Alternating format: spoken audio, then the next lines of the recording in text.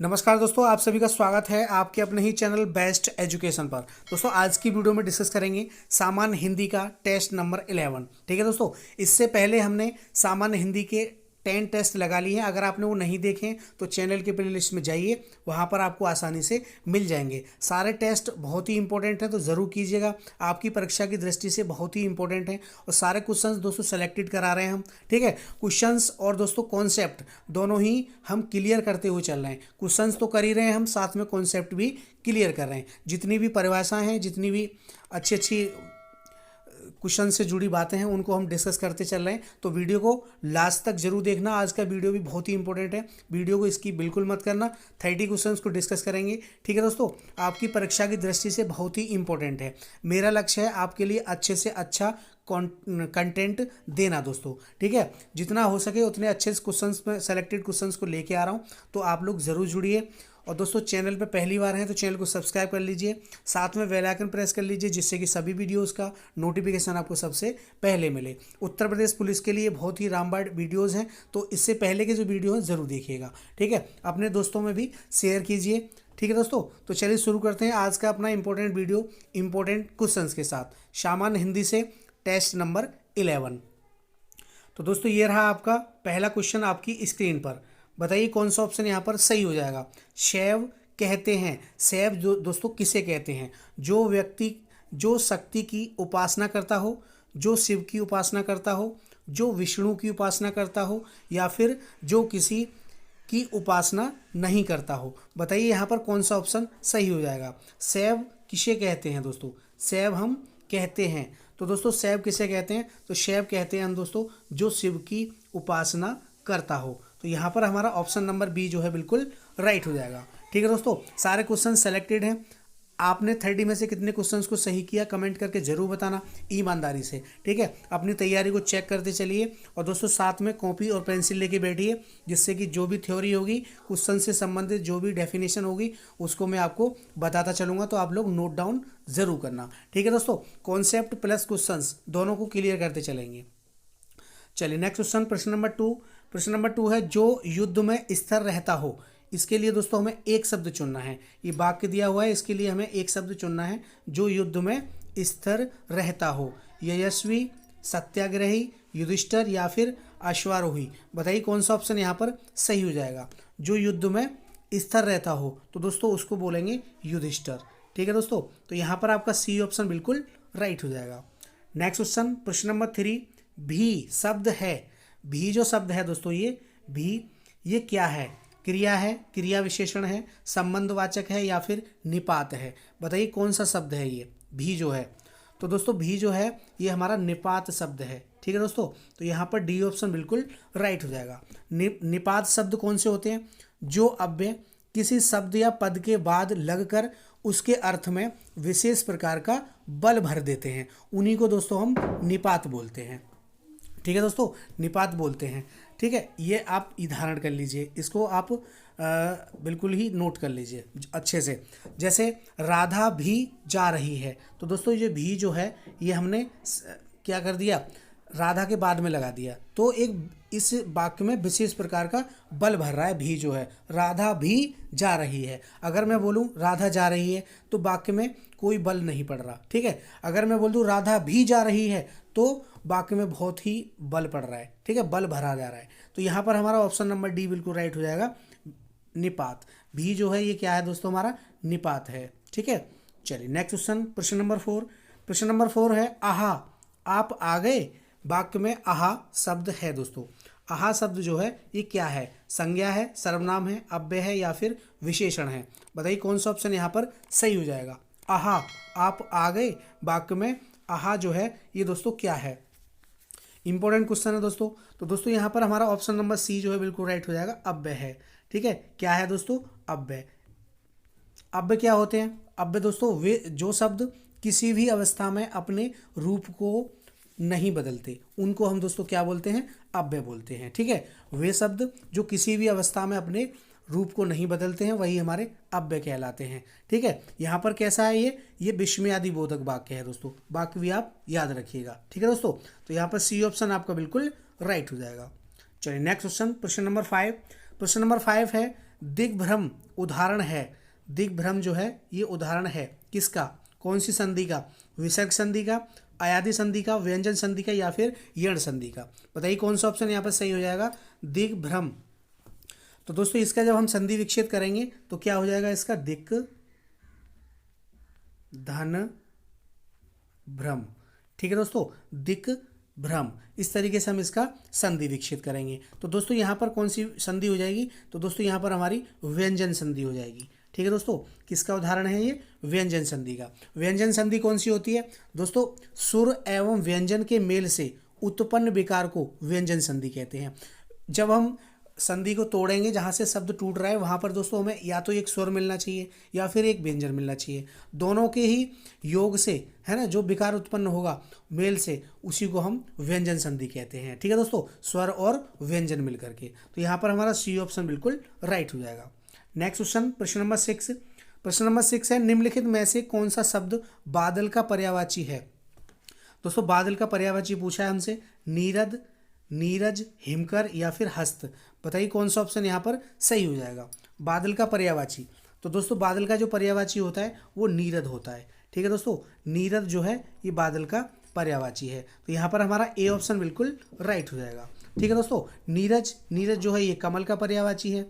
हिमकर, हिमकर दोस्तों चंद्रमा का पर्यायवाची है। और दोस्तों हस्त जो है ये हाथ का पर्यायवाची है। ठीक है, ये भी आप याद रखिएगा। तो यहाँ पर ये ऑप्शन बिल्कुल राइट हो जाएगा। नेक्स्ट क्वेश्चन, प्रश्न नंबर 7, अपना पराया में कौन सा समास है। इंपॉर्टेंट क्वेश्चन है दोस्तों, अपना पराया में कौन सा समास है, द्विगु समास, द्वंद्व समास, कर्मधार या फिर बहुब्री। बताइए कौन सा ऑप्शन यहाँ पर सही हो जाएगा, अपना पराया में कौन सा समास है। तो दोस्तों यहाँ पर हमारा द्वंद्व समास हो जाएगा। ठीक है दोस्तों, ऑप्शन नंबर बी बिल्कुल राइट हो जाएगा, द्वंद्व समास। द्वंद्व समास में क्या होता है दोस्तों, दोनों ही पद क्या होते हैं, प्रधान होते हैं। ठीक है, अपना और पराया दोनों ही पद कैसे हैं, प्रधान हैं। ठीक है, विग्रह करने पर दोस्तों और या शब्द आए, और या फिर दोस्तों या शब्द आए, जैसे अपना और पराया। ठीक है दोस्तों, इसमें दोस्तों और आ रहा है बीच में। ठीक है, अपना या पराया या आ रहा है, तो इस तरीके से हम इसकी पहचान कर लेंगे। ठीक है, तो यहाँ पर बी ऑप्शन आपका बिल्कुल राइट हो जाएगा, अपना पराया में कौन सा समास होगा, द्वंद्व समास होगा। ठीक है दोस्तों, चलिए नेक्स्ट क्वेश्चन, प्रश्न नंबर 8। प्रश्न नंबर 8 है तीन वेर खाती थी वो तीन वेर खाती है में कौन सा अलंकार है। इंपॉर्टेंट है दोस्तों, अलंकार पूछा गया है हमसे, तीन वेर खाती थी वो तीन वेर खाती है। तो दोस्तों बताइए कौन सा अलंकार हो जाएगा, अनुप्रास अलंकार, श्लेष अलंकार, यमक अलंकार या फिर उपमा अलंकार। बताइए कौन सा ऑप्शन यहाँ पर सही हो जाएगा क्वेश्चन नंबर 8 के लिए। तीन वेर खाती थी वो तीन वेर खाती है, तो दोस्तों यहाँ पर हमारा यमक अलंकार हो जाएगा। ठीक है, ऑप्शन नंबर सी जो है बिल्कुल राइट हो जाएगा, यमक अलंकार यहाँ पर हमारा राइट हो जाएगा। यमक अलंकार किसे कहते हैं, जब काव्य में एक ही शब्द बार बार आए परंतु उसका अर्थ हर बार अलग हो दोस्तों, भिन्न हो। ठीक है, उसी को हम यमक अलंकार कहते हैं। तो दोस्तों इसमें हमारा तीन बेर खाती थी वो तीन बेर खाती है, तो यहाँ पर दोस्तों हमारा एक ही शब्द कितनी बार आया है, दो बार आया है। पहली बार में जो वेर है उसका मतलब है तीन समय खाती है वो। ठीक है, और दूसरी बार में क्या है दोस्तों, एक छोटा सा फल। इस तरीके से हम इसको याद रखेंगे। ठीक है, तीन बेर खाती थी वो तीन बेर खाती है, तो एक ही शब्द दो बार आया है लेकिन अर्थ दोनों ही बार भिन्न है उसका, तो हमारा क्या हो जाएगा, यमक अलंकार हो जाएगा। चलिए नेक्स्ट क्वेश्चन, प्रश्न नंबर 9। डिविया शब्द में प्रयुक्त प्रत्यय है दोस्तों।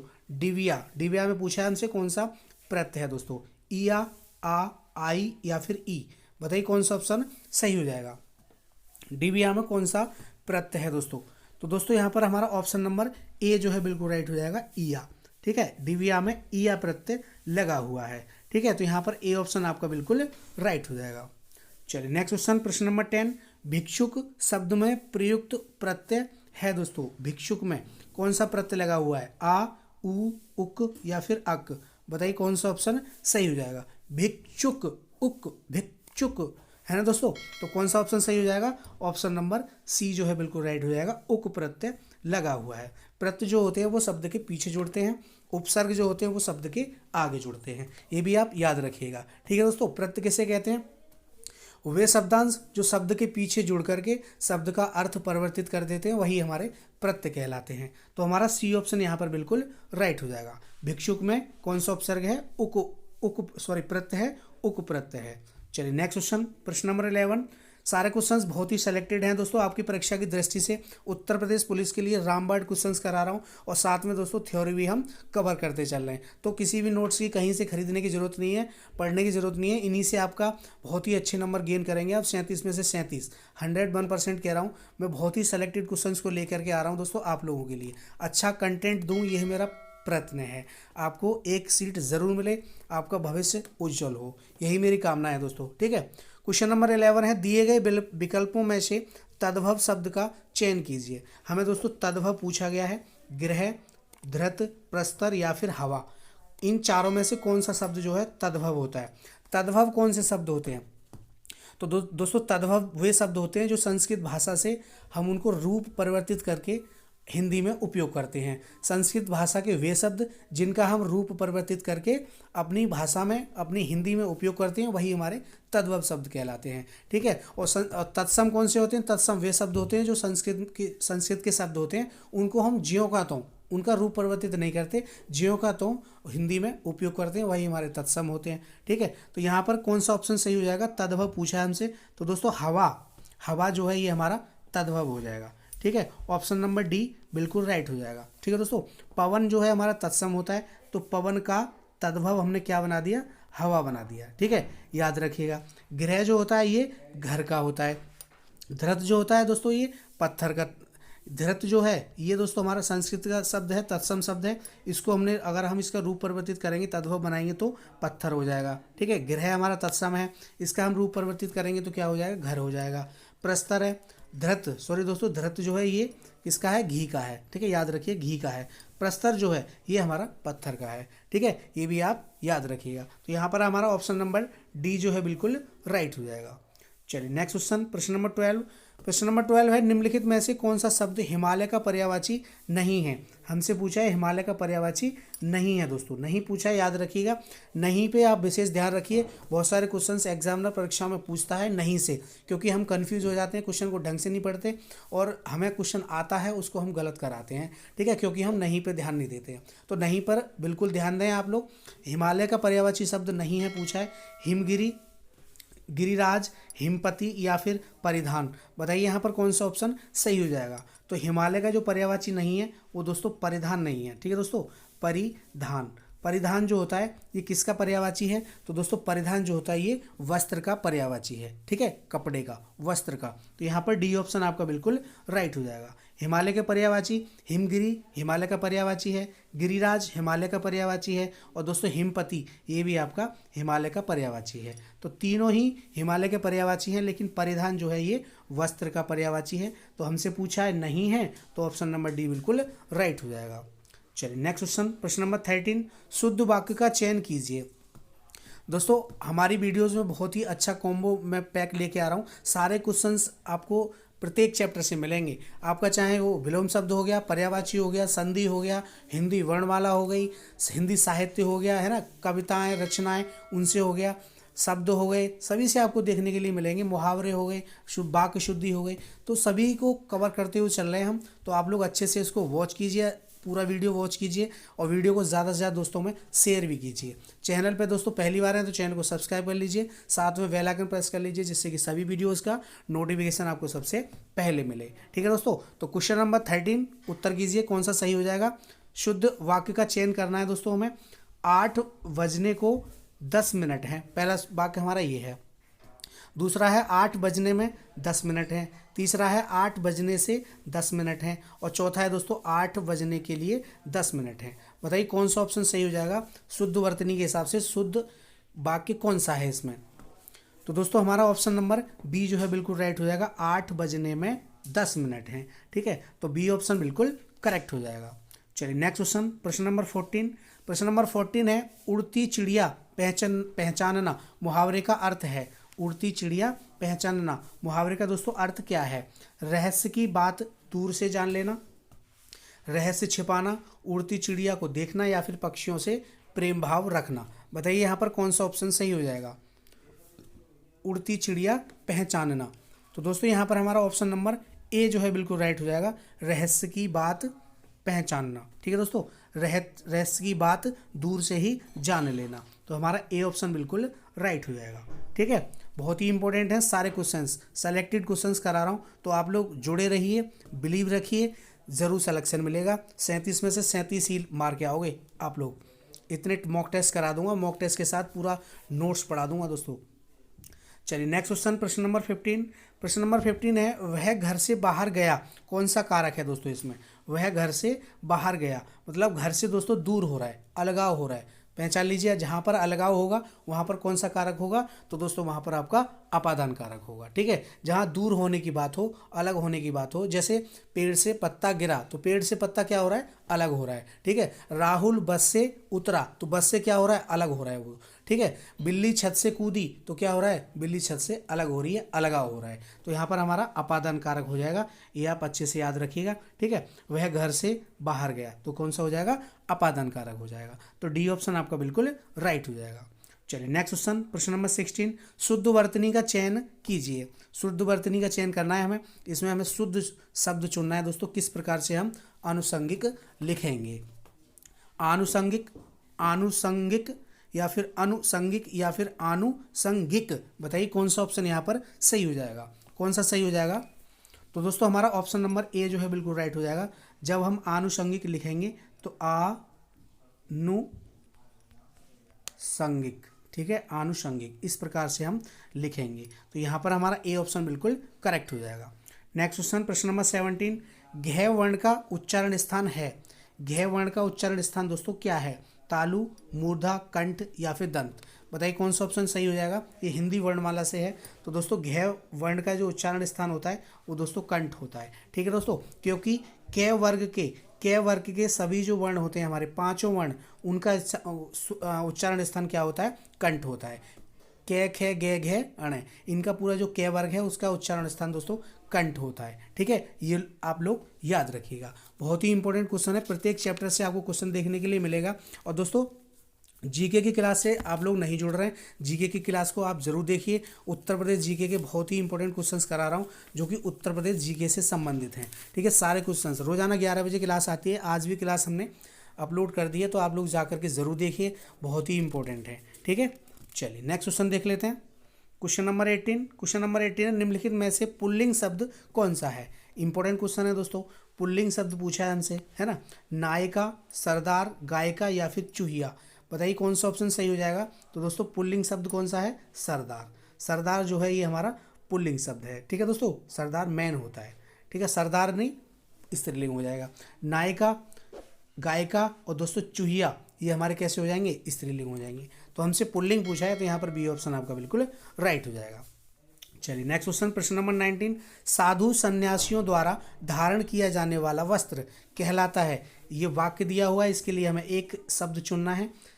चिथड़ा, चीमड़, चीवर या फिर चिनासुक, बताइए कौन सा ऑप्शन यहाँ पर सही हो जाएगा?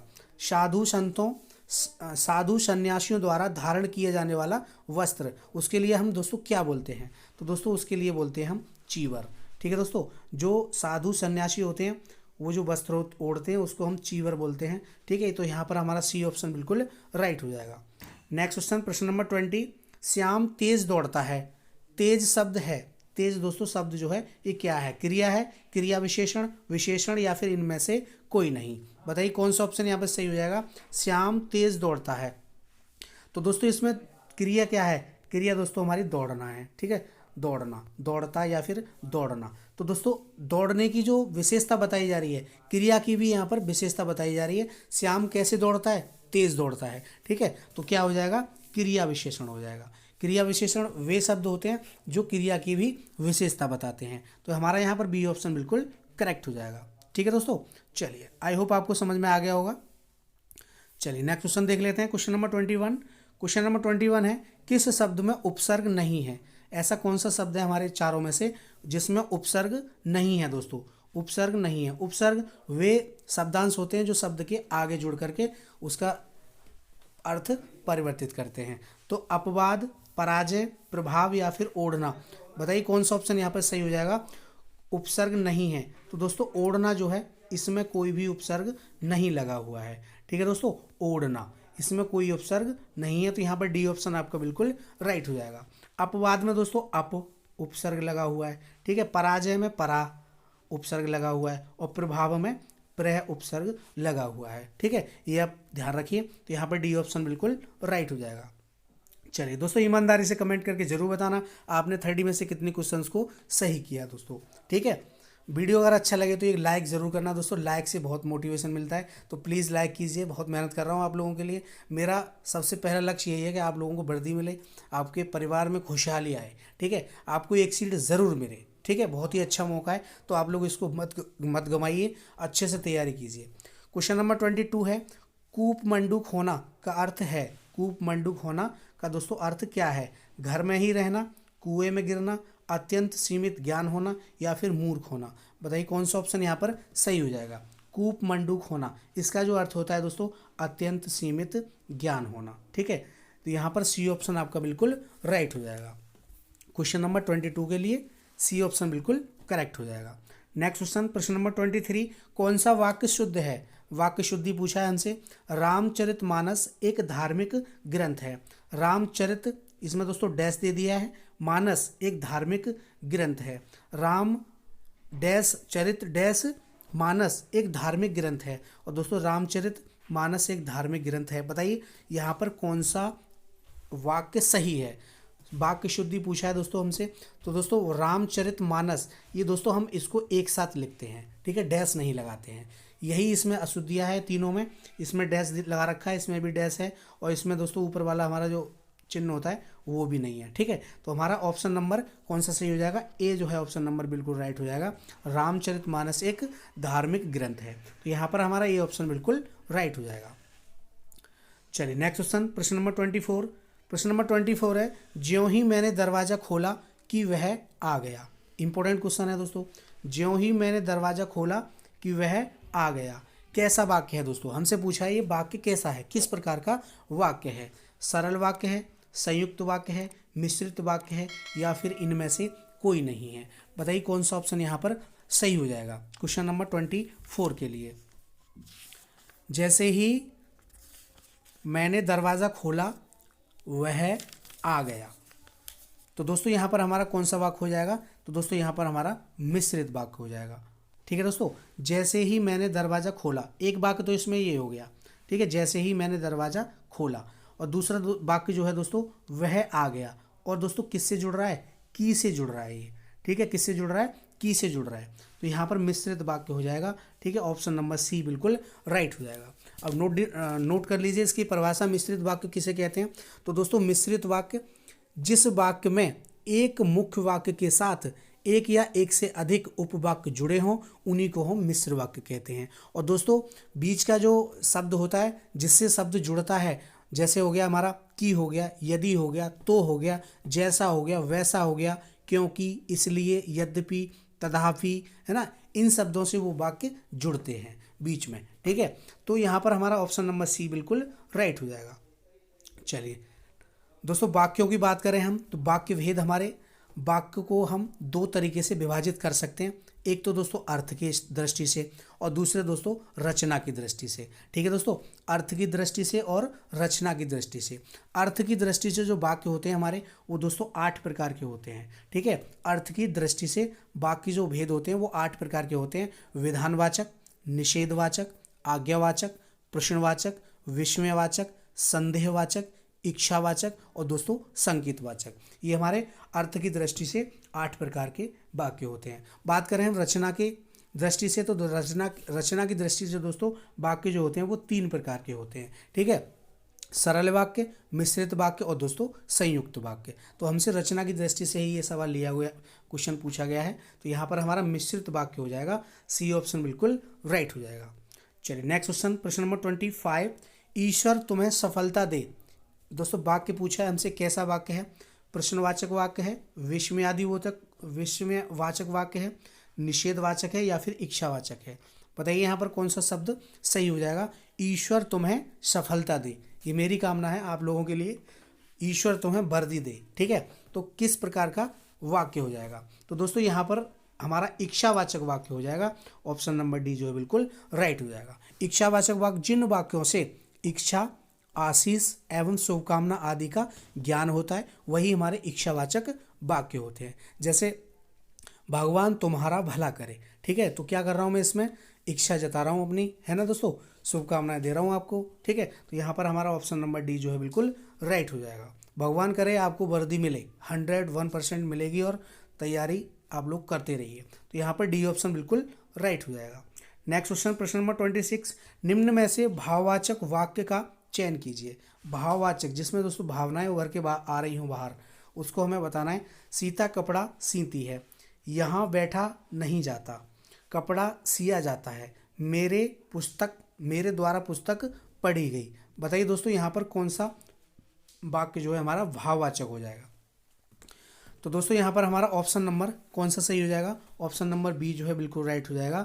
यहाँ पर भाव निकल के आ रहे हैं, यहाँ बैठा नहीं जाता, है ना दोस्तों, यहाँ पर भाव निकल के आ रहे हैं, दुख प्रकट हो रहा है, यहाँ बैठा नहीं जाता, या फिर मुझसे चला नहीं जाता, ये वाक्य हमारे भाववाचक वाक्य होते हैं। तो हमारा यहाँ पर बी ऑप्शन बिल्कुल राइट हो जाएगा।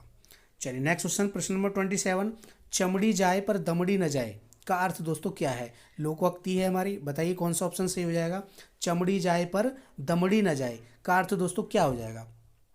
पैसा ही माँ बाप होना, अत्यधिक कंजूस होना, मक्की चूस होना, या फिर मर जाए पर पैसा न जाए। बताइए कौन सा ऑप्शन यहाँ पर सही हो जाएगा। तो दोस्तों हमारा ऑप्शन नंबर बी जो है बिल्कुल राइट हो जाएगा, अत्यधिक कंजूस होना। चमड़ी जाए पर दमड़ी न जाए, है ना, चमड़ी चाहे बिखर जाए लेकिन पैसे नहीं दूंगा, चोट लगी पड़ी है, फटा पड़ा है मेरा पैर, ऐसा ही रहने दे बस, पट्टी मत कर, है ना, दवा नहीं लूँगा मैं, ठीक है दोस्तों। तो चमड़ी जाए पर दमड़ी न जाए, तो यहाँ पर हमारा बी ऑप्शन बिल्कुल राइट हो जाएगा। चलिए नेक्स्ट क्वेश्चन, प्रश्न नंबर 28, चौपाई के प्रत्येक चरण में मात्राएं होती हैं। चौपाई के प्रत्येक चरण में मात्राएं होती हैं। तो दोस्तों चौपाई जो होती है उसमें उसके प्रत्येक चरण में 16 मात्राएं होती हैं, 16 मात्राएं होती हैं, ठीक है। सी ऑप्शन आपका बिल्कुल राइट हो जाएगा, ठीक है दोस्तों। चौपाई जो होता है ये सममात्रिक छंद होता है, और हमारा जो दोहा होता है वो दोस्तों अर्ध सममात्रिक होता है, ठीक है, ये भी आप याद रखिएगा। तो सी ऑप्शन आपका बिल्कुल राइट हो जाएगा। नेक्स्ट क्वेश्चन, प्रश्न नंबर 29, कुरुक्षेत्र किसकी रचना है। इंपॉर्टेंट क्वेश्चन है दोस्तों, रचनाओं से क्वेश्चन बहुत सारे पूछे जाएंगे क्योंकि बहुत सारी रचनाएं हैं, यहाँ से बहुत सारे क्वेश्चंस बनते हैं, ठीक है। अब जो ट्रेंडिंग चल रहा है वो रचनाओं से ज़्यादा चल रहा है, तो आप लोग रचनाओं पर ज़्यादा फोकस कीजिए। क्वेश्चन से अलग, क्वेश्चन में जो रचना दी गई है उससे अलग जो रचनाएं करा रहा हूँ उनको भी आप लिखते जाइए और उनको आप रिवीजन करते रहिए, बहुत ही इंपॉर्टेंट है। रचनाओं से क्वेश्चन बहुत पूछे जाते हैं।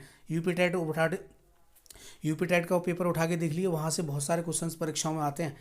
कुरुक्षेत्र पूछे गए हैं दोस्तों उन परीक्षाओं में रचनाओं से। कुरुक्षेत्र किसकी रचना है। रामधारी सिंह दिनकर, धर्मवीर भारती, हरिवंश राय बच्चन, या फिर सुमित्रा नंदन पंत। बताइए यहाँ पर कौन सा ऑप्शन सही हो जाएगा। कुरुक्षेत्र जो है ये दोस्तों किसकी रचना है। तो दोस्तों हमारा ऑप्शन नंबर कौन सा सही हो जाएगा, ए जो है बिल्कुल राइट हो जाएगा, रामधारी सिंह दिनकर। ए ऑप्शन बिल्कुल राइट हो जाएगा। रामधारी सिंह दिनकर की और मुख्य रचनाएं हैं उनको आप नोट डाउन कर लीजिए। हुंकार हो गई, रेणुका हो गई, द्वंद्व गीत, रसिमरथी, है ना, इनको भी आप नोट डाउन कर लीजिए, बहुत ही इंपॉर्टेंट है, कोई भी पूछी जा सकती है। तो यहाँ पर हमारा ए ऑप्शन बिल्कुल राइट हो जाएगा। कुरुक्षेत्र जो है किसकी रचना है। तो दोस्तों ये रामधारी सिंह दिनकर जी की रचना है।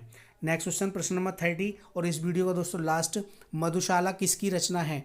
मधुशाला किसकी रचना है। रामधारी सिंह दिनकर, धर्मवीर भारती, हरिवंश राय बच्चन, या फिर सुमित्रा नंदन पंत। बताइए कौन सा ऑप्शन यहाँ पर सही हो जाएगा। तो दोस्तों मधुशाला जो है ये हरिवंश राय बच्चन जी की रचना है, तो हमारा ऑप्शन नंबर सी बिल्कुल राइट हो जाएगा। हरिवंश राय बच्चन जी की मधु वाला है एक, उसको आप याद रखिएगा। मधु कलश है, सूत की माला है, निशा निमंत्रण है, ये भी आप उनको याद रखिएगा, बहुत ही इंपॉर्टेंट है, ठीक है। तो हमारा सी ऑप्शन बिल्कुल करेक्ट हो जाएगा। तो दोस्तों ये थे मोस्ट 30 क्वेश्चंस। कैसा लगा वीडियो कमेंट करके ज़रूर बताना। आपने 30 में से कितने क्वेश्चंस को सही किया कमेंट ज़रूर करना। हिंदी की क्लास से रोज़ाना 8:30 बजे ज़रूर जुड़िए। अपने दोस्तों को ज़रूर बताइए कि सर हिंदी की तैयारी करा रहे हैं उत्तर प्रदेश पुलिस के लिए, बहुत ही इंपॉर्टेंट है। सारे वीडियोस इससे पहले के जो वीडियो उनको भी जाके ज़रूर देखिए, ठीक है, इंपॉर्टेंट रहेंगे सारे के सारे। तो वीडियो कैसा लगा कमेंट करके ज़रूर बताना। ज़्यादा से ज़्यादा दोस्तों में शेयर भी करना, चैनल पे पहली बार है तो प्लीज़ दोस्तों चैनल को सब्सक्राइब कर लीजिए, साथ में बेल आइकन प्रेस कर लीजिए जिससे कि सभी वीडियोस का नोटिफिकेशन आपको सबसे पहले मिले। ठीक है, उत्तर प्रदेश जीके की 11 बजे क्लास रोजाना आती है, तो आप लोग उसको भी देखिए। ठीक है दोस्तों, तो चलिए मिलते हैं अगली वीडियो में, तब तक के लिए जय हिंद, जय भारत, धन्यवाद दोस्तों।